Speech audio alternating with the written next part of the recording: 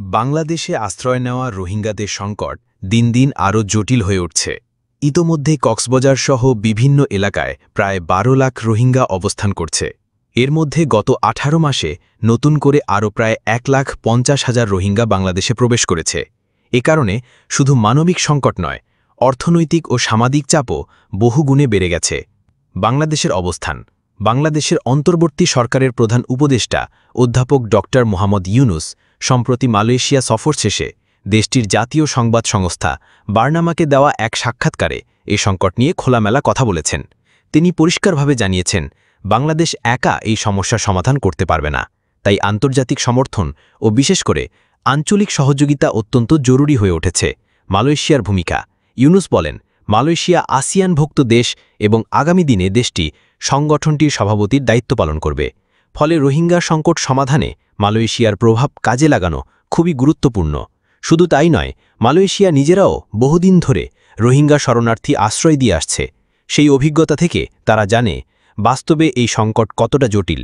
তাই বাংলাদেশ আশা করছে মালয়েশিয়া আলোচনায় সক্রিয় ভূমিকা রাখবে এবং আন্তর্জাতিক পর্যায়ে একটি টেকসই সমাধান বের করতে সহায়তা করবে।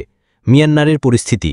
ড. ইউনুস সতর্ক করে বলেন, মিয়ানমারের রাখাইন রাজ্যে বর্তমানে সরকারি বাহিনী ও বিদ্রোহী সংগঠন আরাকান আর্মির মধ্যে তীব্র সংঘর্ষ চলছে। এই সংঘর্ষের কারণে আবারও নতুন করে রোহিঙ্গারা বাংলাদেশে প্রবেশ করছে। অর্থাৎ সংকট থেমে নেই, বরং দিন দিন নতুন করে আশ্রয়প্রার্থী ঢুকছে। এতে বাংলাদেশের উপর চাপ বেড়েই চলেছে। অর্থনৈতিক সংকট। সবচেয়ে বড় দুঃসংবাদ হল, যুক্তরাষ্ট্র রোহিঙ্গাদের রক্ষণাবেক্ষণের সব ধরনের অর্থায়ন বন্ধ করে দিয়েছে। এতদিন আন্তর্জাতিক সম্প্রদায়ের অর্থায়নের কারণে বাংলাদেশ কোনোভাবে এই বোঝা বহন করে আসছিল, কিন্তু যুক্তরাষ্ট্রের অর্থায়ন বন্ধ হয়ে যাওয়ায় সংকট আরও গভীর হয়েছে। শুধু খাদ্য ও আশ্রয় নয়, স্বাস্থ্যসেবা ও শিক্ষার মতো মৌলিক চাহিদাগুলো এখন হুমকির মুখে। আন্তর্জাতিক সম্মেলন। প্রধান উপদেষ্টা আরও জানান, আগামী কয়েক মাসের মধ্যে রোহিঙ্গা সংকট নিয়ে ৩টি আন্তর্জাতিক সম্মেলন আয়োজন করা হবে। এই সম্মেলনগুলোতে টেকসই সমাধান খোঁজার চেষ্টা করা হবে। বাংলাদেশের প্রত্যাশা, আন্তর্জাতিক সম্প্রদায়, বিশেষ করে আসিয়ানভুক্ত দেশগুলো এগিয়ে আসবে এবং মিয়ানমারের ওপর চাপ সৃষ্টি করবে, যাতে রোহিঙ্গারা নিরাপদে নিজ দেশে ফিরে যেতে পারে। উপসংহার।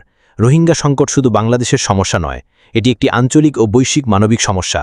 তাই মালয়েশিয়া ও আসিয়ান সহ আন্তর্জাতিক সম্প্রদায়ের শক্তিশালী ভূমিকা ছাড়া এর স্থায়ী সমাধান সম্ভব নয়। বাংলাদেশ আশা করছে সবাই একসাথে কাজ করলে এই দীর্ঘস্থায়ী সংকট থেকে মুক্তি পাওয়া যাবে।